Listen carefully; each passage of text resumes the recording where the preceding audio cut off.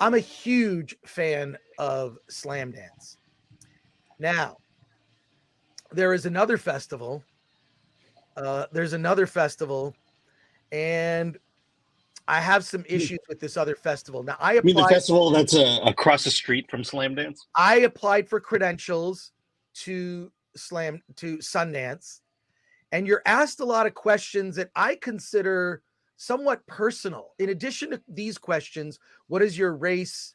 Uh, what is your race and or ethnic origin?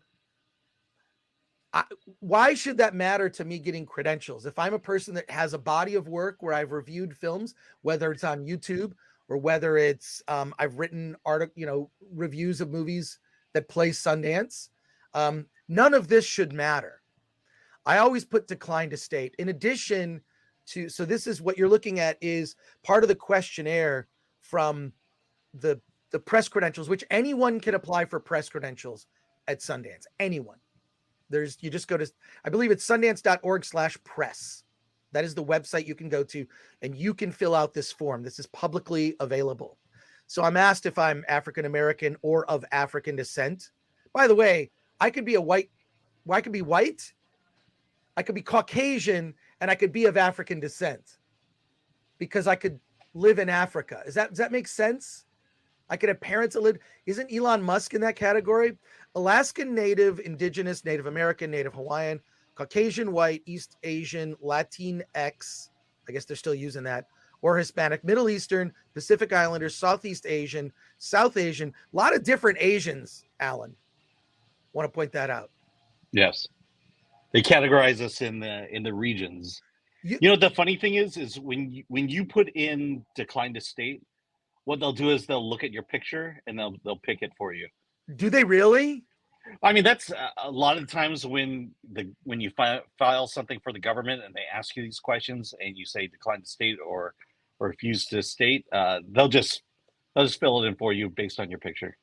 Really? Okay. Yeah. So yeah, I in addition, they also ask, Sundance will ask you what your sexual orientation is, how you identify. Mm-hmm. This has nothing to do with covering independent film. No, it has to do with what room they'll give you when you arrive. And the other thing is, someone pointed this out, I think is interesting. You know, they sort of break up the Asians. There's East Asian, Southeast Asian, mm-hmm. Pacific Islander, South Asian. You know, if you're white, I mean, I don't know. I'm English, Irish, German, Russian, and Polish. Okay. Mm-hmm. And I'm proud. Some of them, Irish, they don't do food so well. Polish, I love Polish food. But there's so many different types of white people. How much are we sort of, just, dividing people into these things? I just think I don't. And then I got a press release today. This is true. I got a press release. So I checked in my email this morning so I could be late to the show. We were like 5 minutes late. Please, folks, we're undermanned today. We're undermanned. But I got an email about a press release about a comedy show featuring certain types of ethnicities. It's a Sundance event, comedy with Hari Kondabolu and an all South Asian lineup. So, which is interesting, but how about just this is really good comedy show at Sundance? I've always been against this divide. And this has been happening since the beginning of film festivals. The beginning of it's just been around, and I'm not a big fan. There's another article, or is the article you put in the private chat, is that what I should look at? Yeah, that's the community guidelines you pledge to when you I'll show buy that tickets at Sundance. Okay, I will show that in a second. I want to show a different article. Here. Give me a minute to find it. That's not it. Okay, here we go. This is from Christian Toto, Hollywood in Toto. He says, want to watch a film at Sundance? You have to sign a woke loyalty oath or else. So Wall Street Journal scribe shares waiver required to attend Orwellian Festival online. So by the way, So yeah, so what I posted in the chat is, or in the private chat, is that oath. okay, we'll get to I that in a protect second. that oath. Yeah. We'll get to that in a second, but I want to ask you, Alan. So we have some people that are in Park City covering Sundance and Slamdance. They're physically in Park City, Utah. We have more people, a larger group, 6 or more people that are writing reviews of movies, outside of Sundance, watching these films, what they call virtually. Were you made to sign this loyalty oath? I don't remember. There's a chance that I did, but I signed up maybe 2 months ago, and it's like terms of service. Right. How often do you read terms of service? Exactly. Okay, so the Sundance Film, I'm going to read this article real quick. The Sundance Film Festival is having a tough go of it lately, but some of the wounds are self-inflicted. The gala went virtual in recent years due to the COVID-19 pandemic. Films that traditionally break out at the festival are having a harder time doing the same with the general public. Call Jane, a pro-abortion drama starring Elizabeth Banks, debuted at Sundance last year, but flopped in theaters during its fall 2022 release. Honk for Jesus, Save Your Soul similarly bombed. The rights to the latter sold for $8.5 million, but the film earned just $2.5 million theatrically. The title debuted on Peacock simultaneously. So it's just going through like some of the, last year's Sundance screening of Jihad Rehab sparked a belated cancel culture nightmare. The result, the festival apologized for screening a movie, one replete with glowing reviews, no less. That led to the event getting even more strict when it comes to so-called controversial films, as if a film festival isn't the ideal venue for challenging art. All of that may pale in comparison to the latest revelation. The festival kicks off today, keeping founder Robert Redford's vision of an indie-minded movie experience in mind. That's on paper, at least. The Wall Street Journal reports that anyone interested in watching a Sundance screening online this year's event is both in-person and virtual, better pony up more than just a few dollars. Wall Street Journal reporter Gary Geppel says he tried to sign up via Sundance's online portal recently, but ran into a roadblock. He learned virtual attendees must agree to what he dubbed a loyalty oath to ensure they embrace the festival's woke spirit. The event's community agreement includes several clauses like virtual attendees must avoid unwelcome sexual attention, harassment, stalking, and inappropriate physical contact of any kind. That just seems obvious. Do you need to say that? Yeah, I mean, I'll be honest. You can go through the rest of the article, but it feels like an overstatement on this part. But I do have concerns if we actually do talk about the actual text of this. Right. Does that mean no mean jokes about the rich and famous? The menu couldn't attend this year's event, alas. The message, anyways. I'm gonna you know what? I'm gonna share this article in the description of. Yeah. I'll do it after the show. The message included a name optional reporting system to snitch on anyone who defies these rules. Submissions will be taken seriously and reviewed by Sundance's safety and belonging team. Could they have picked a more Orwellian name? Safety and belonging. Remember, this is for watching festival films online. That doesn't impact anyone's pandemic fears, and it's unlikely virtual audiences will be able to harass someone from the comfort of their couches. Alan, if you harass me while you're watching Sundance movies, I'm going to be upset with you. Those who run afoul of the risk of the rules risk a ban from all Sundance-related projects. I kind of feel like I'm shadow banned. They invite me every year, but then I always am just like, well, someone can use this badge more than I, because if I want to see a movie at Sundance, most of the publicists know who I am. Then they can just send me the movie directly and do an end around Sundance. This is concerning to me, and also the sort of like the way we just constantly divide people at these festivals into more and more slivers of like, you're this kind of person. I just want to see a really good independent film where I can be engaged in the story and live vicariously through someone else's life and learn a lesson, regardless of what that person looks like or where they're from or what their sexuality is. And I wish there was a focus on sort of what might be considered true inclusion. Let's look at this pledge. You said that you found it online. Yeah, well, I mean, no, I signed up again just to get to it, and grabbed a All right. copy of it. I'm going to share it right Yeah. now. I'm going to share. Here is the community agreement from Sundance. Can you read it? Not yet. Should I Is this zoom one? in? Can Oh, I there you zoom go. in? Yeah. Yeah. You'll need to enlarge it. Is that good? Can you do it 2 more times? 2 more times. You got it. Yeah. Okay. Hang on. Again, I'll leave. Okay. There you go. That's Is perfect. that perfect? Yeah. Okay. All right. So, let's see. Our spaces and events. This is a community agreement. This is a thing you have to agree to before you watch movies at Sundance. Our spaces and events encourage the open exchange of ideas. They're Yeah. already not correct. I know. There's an irony there. That's kind of my point on this whole thing. But keep going. That's hypocritical right there. It's not an open exchange of ideas. If it was an open exchange of ideas, there would be other ideas. Yeah. Well, ultimately, this is the thing I got out of this was, if when we go down this list, you'll see be respectful of people regardless of their race, their ethnicity, gender. Don't abuse people. Don't assault people.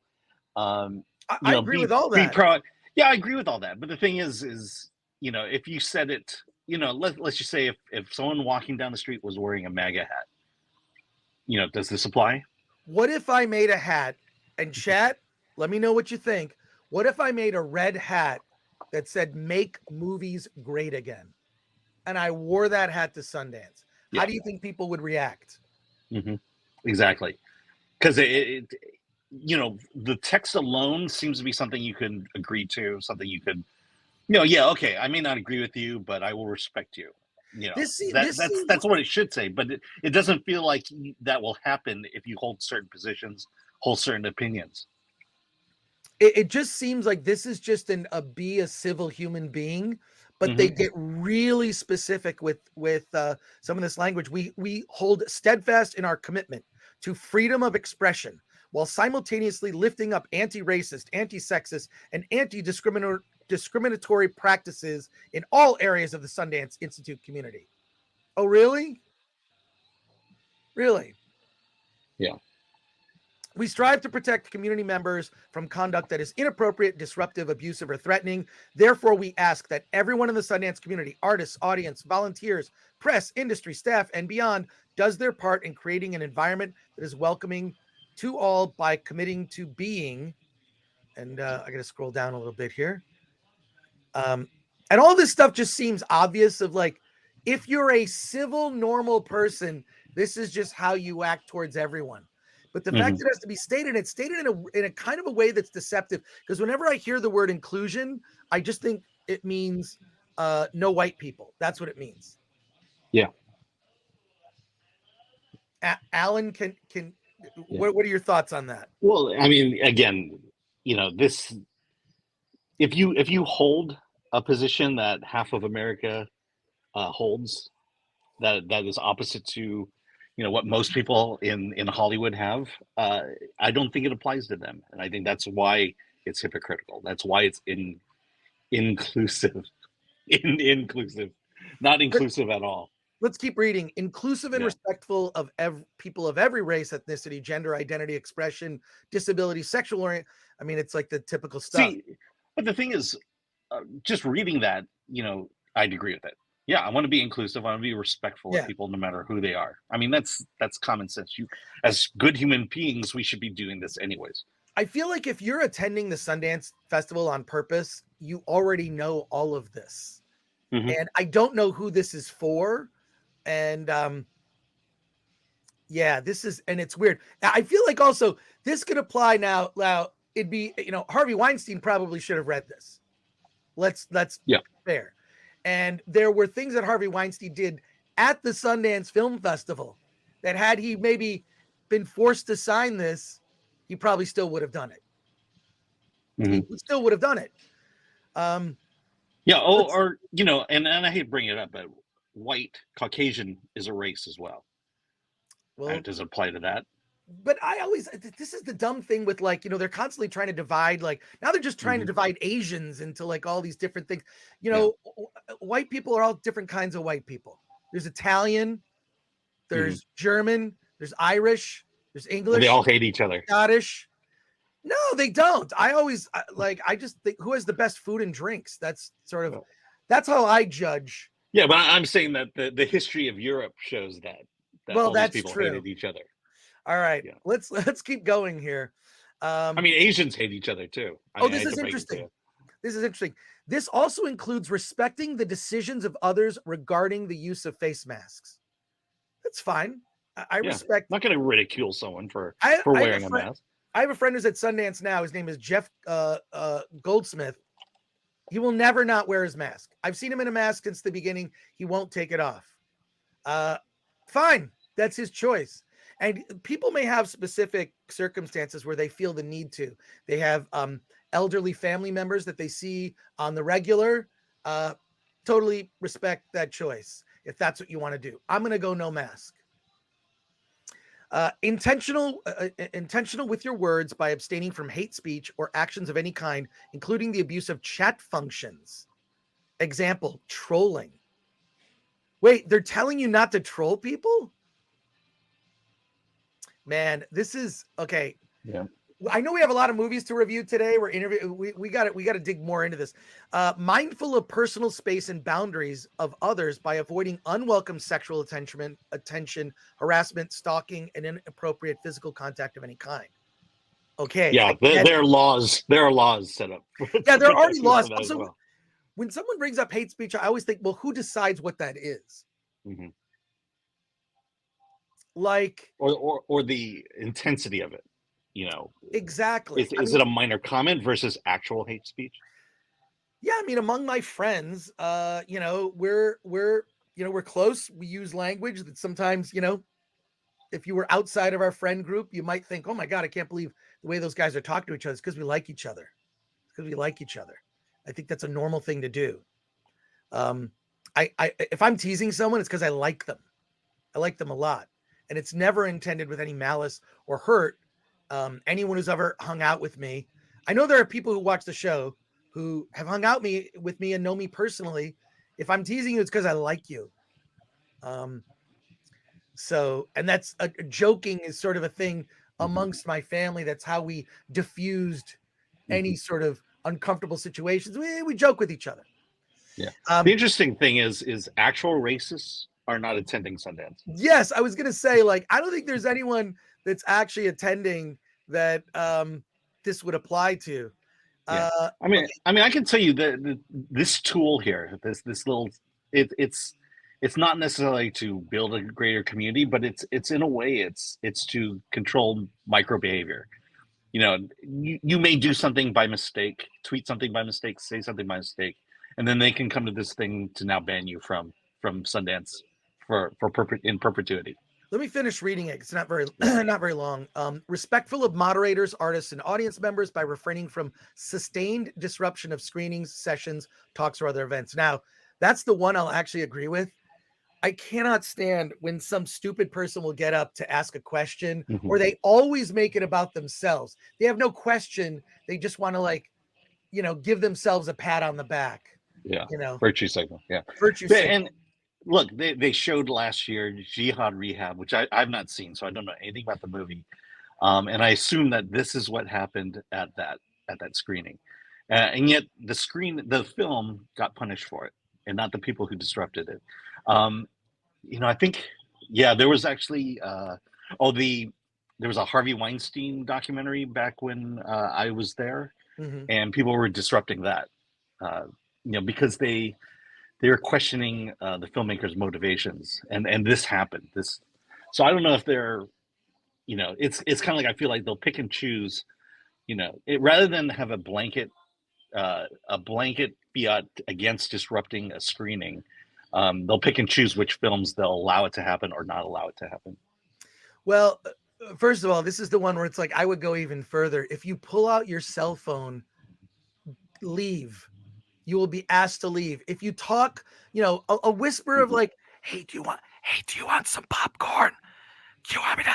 Hey, I'm just gonna head to the bathroom. I'll be right back. Fine.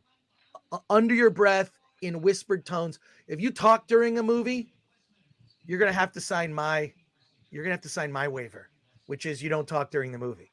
So That one I'm actually all down for. Conscious of the power you hold by not engaging in abuse or intimidation, including that related to race, gender, position, or wealth. What the? Yeah, What I is this? know. It's sort of like when you see a rule, like if you see a posted sign at the gas station that says please do not smoke near the gas pumps. It's because somebody smoked near the gas pumps and probably died horribly. But I wonder what they're referring to when they're listing each of these rules. It's because someone did something that made someone uncomfortable. My concern with Mhm. Sundance is that there are a lot of young people there that don't have a lot of real world experience and don't know what it's like to deal with adults. And how do I distinguish what an adult is? I'll tell you exactly how I define an adult. It's you become an adult, and becoming an adult is not age specific, right? You can become an Mhm. adult at 15, you could become an adult at 50. But becoming an adult is when you have learned how to be in control of your feelings. If your feelings control you, you are a child. If you are in control of your feelings and you can say to yourself, I'm having this feeling, but I'm an adult and I'm going to act accordingly, then you are an adult. That's how you know. That's how you absolutely know. Yeah. Let's keep. Oh, this. Well, I'll just say that. I mean, this is that whole idea of white privilege and Mhm. stuff, and it's all outlined in Deconstructing Karen, which I would still highly recommend people see. But it's just that idea that you, Chris, as a white person, and as a man, need to understand the power you hold, and just by walking down the street, how much you're oppressing people. I wish I had power. I wish I had power. It's such a Um, yeah, um, Considerate of the work of artists by refraining from fishing and pirating the work of Sundance filmmakers. Now that I'm 100% behind. yeah, I'll say, actually, reading through this now, I'm about in agreement with about half of this. And then the other yeah. half, I'm like, oh, please, no. Yes, absolutely. Pirating, do not, under any circumstance.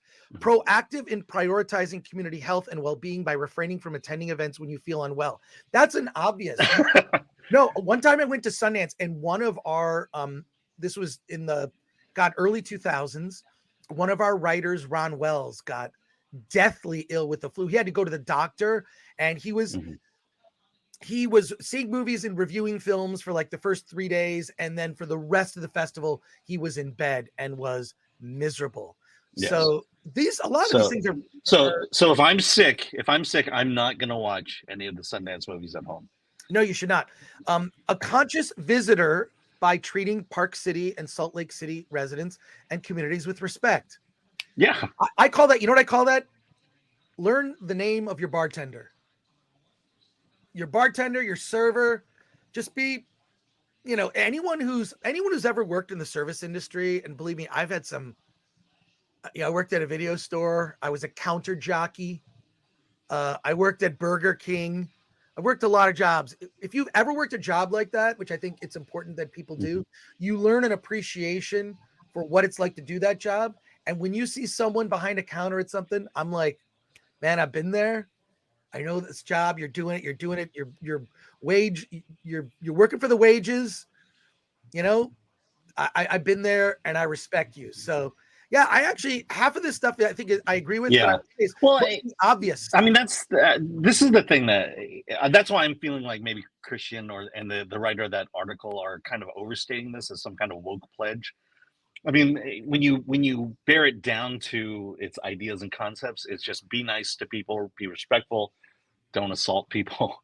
It's common sense things. It's also following certain laws, like you know don't don't vandalize, things like that. But to me, the issues I've always run with statements like this is they're never applied fairly. Right. They're applied against certain people when certain people do certain things, but when other people do it, they're let go because they're marginalized people groups or whatever.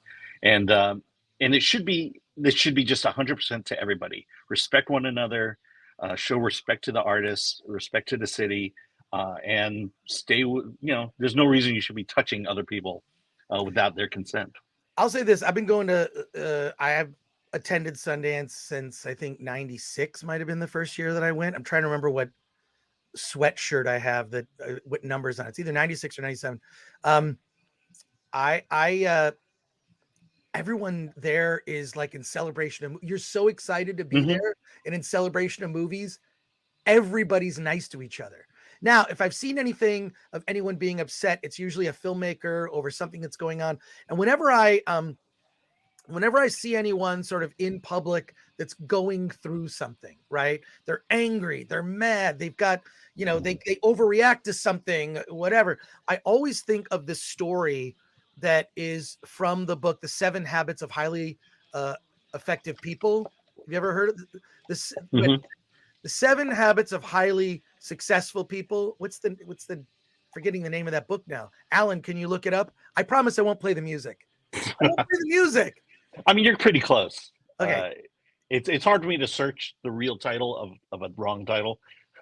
No, but, just look up The 7 Habits. I'm going to look it up because I really. Yeah, I mean, I think that is the title of it, isn't it? The 7 Habits of Highly Effective People. The 7 Habits of Highly Effective People. There's a story. Isn't that the name of the book? I read that book years ago.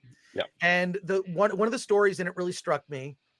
And it was a story of a bunch of people on a subway. They're in a subway car.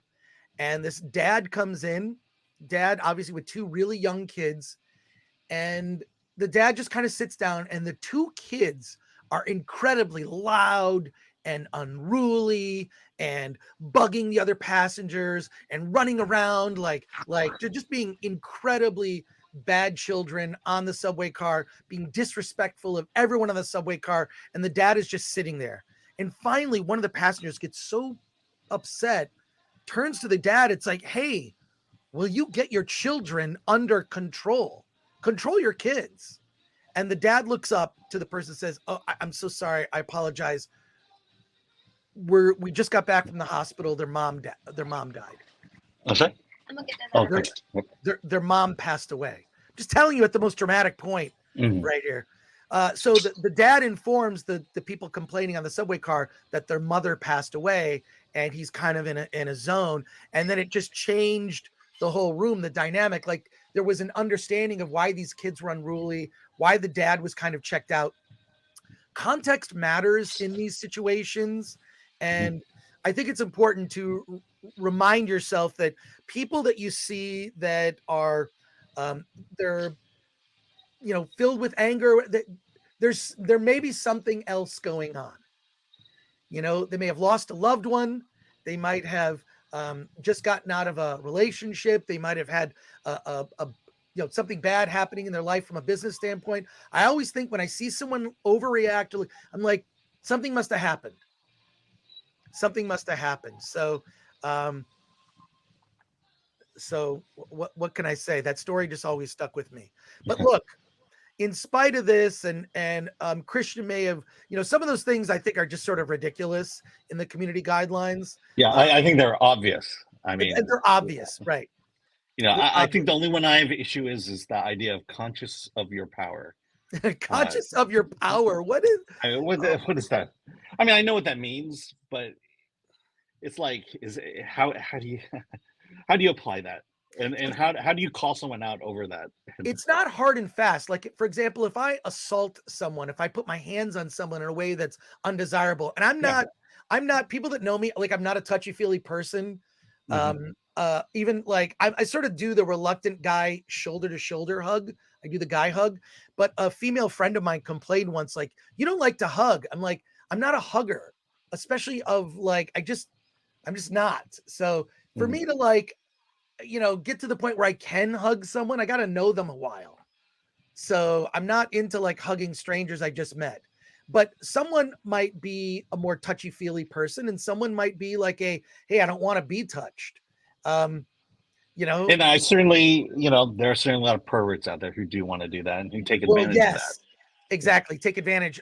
That's where the hand hover when you're like, you just hover your hand. You see my hand is visible. It's hovering over your shoulder, not even going to touch you. But what I'm saying is people have different perceptions of what could be considered, assault or just like a very manly bro hug. Mm-hmm.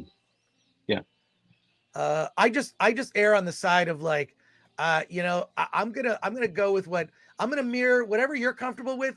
That'll be the level Yeah. of comfort. Yeah. I mean, I'm sure there are people there who are huggers who take, who kind of take umbrage at the fact that someone won't hug them. But you have to accept the fact that they just don't want to hug you and back off. Right. Well, look, I am sure that when you dig down at Sundance, you're going to find some gems. That's the one thing. There's a lot. I think to me, there's a lot of movies that shouldn't even be at Sundance this year, personally. But I Yeah. think if you dig down, you're probably going to find some gems in there, especially because it's in person. And where can you read about them? You can go to filmthreat.com. Hey, now in theaters, Women Talking. Women Talking. Didn't Women Talking play at Sundance?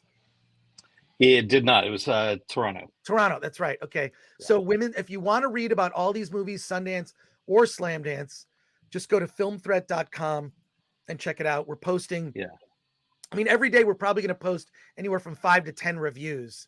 And here's a bunch of the movies. Yeah. that I are would on the say site. regarding the lineup at Sundance this year, because I know we're going to talk about Slamdance, it just feels a little overly woke in terms of messaging, the subject matters. Trans issues tend to be big, is trending to be big this year. Mhm. And so, it feels a little bit more political this year than it has been in the past several years. It Right. feels more woke than it has been in the last several years. Right. Well, in any case, we will find you the gems.